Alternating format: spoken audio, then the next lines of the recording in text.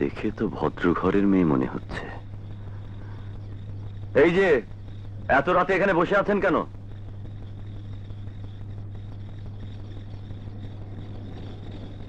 কানে শোনেন না? কার পত্রে বসে আছেন? ট্রেনের। ট্রেনের? হ্যাঁ, এটাই আমার জীবনের শেষ স্টেশন। মানে? এখানে আত্মহত্যা করব।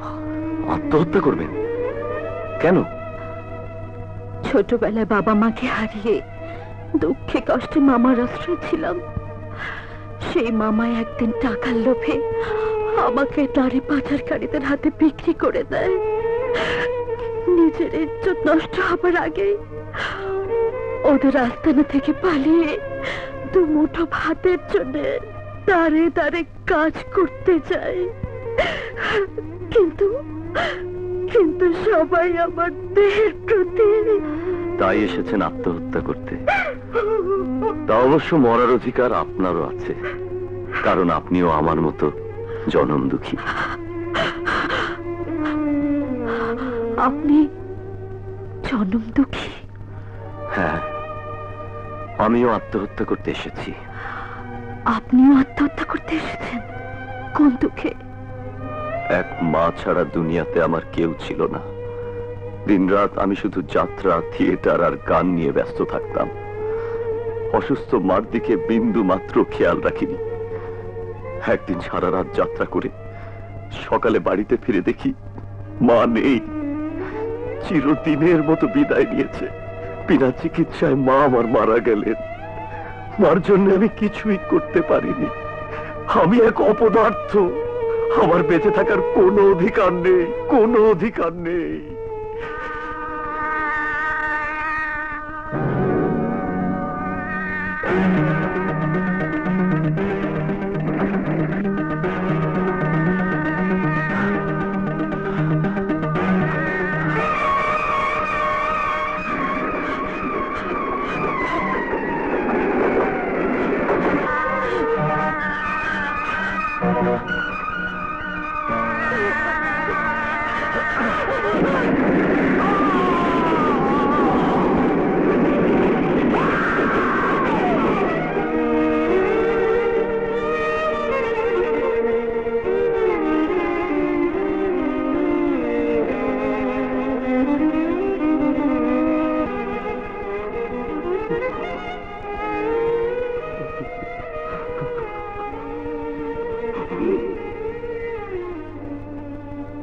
ওষুধটা খাইয়েছেন?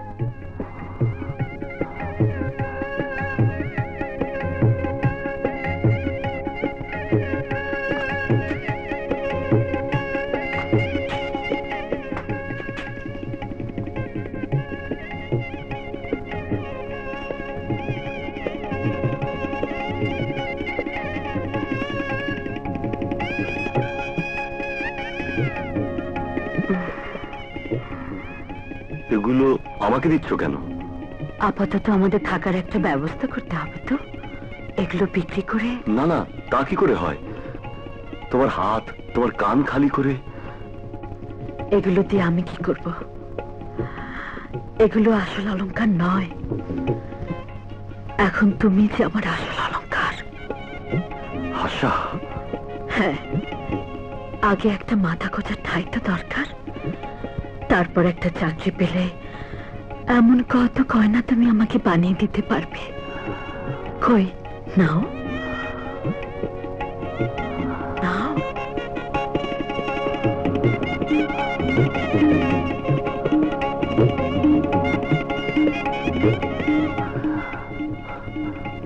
আশা, আশা।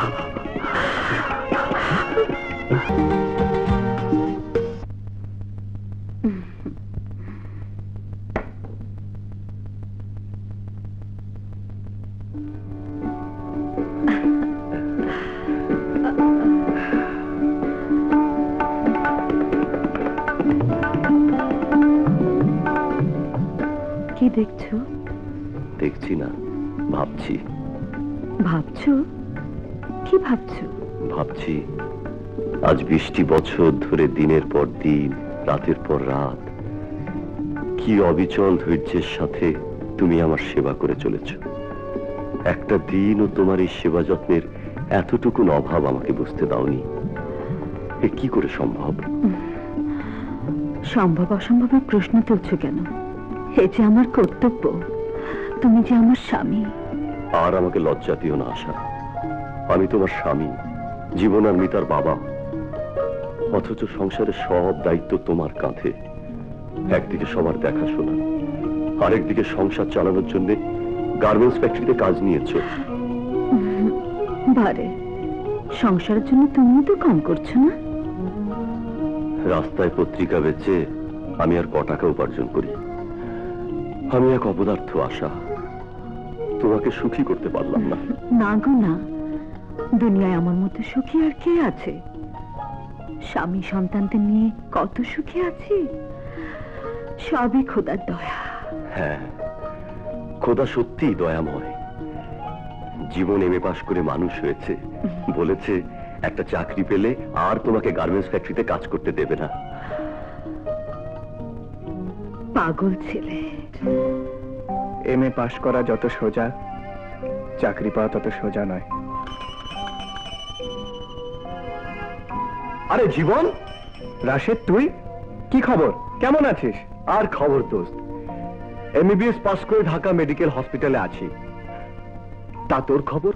কি করছিস? কি আর করব? Anyway, wish you good luck. দেখা হবে, চলি।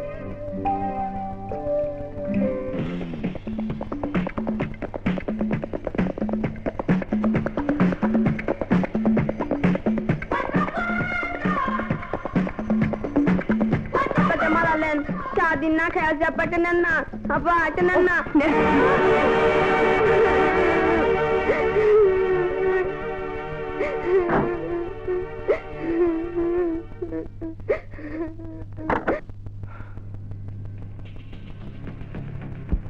টাকার অহংকারে মানুষকে মানুষ বলে মনে করেন না, তাই না?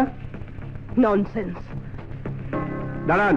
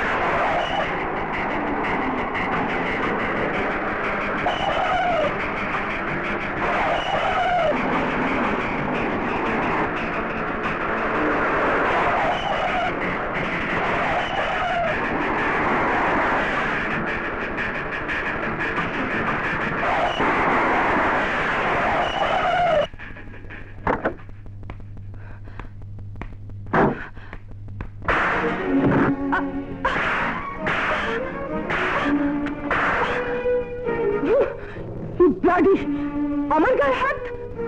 জানো আমি কার মেয়ে? তোমাকে তোমাকে আমি টুকরো টুকরো করে কেটে শিয়াল কুকুরকে দিয়ে যদি না খাওয়াতে পারি, আমার নাম সুইটি নয়।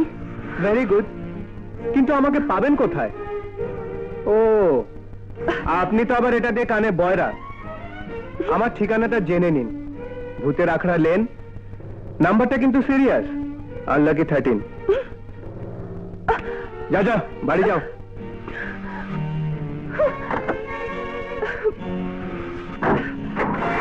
এই! মেয়ের এই অবস্থা, বাপ না জানি কেমন।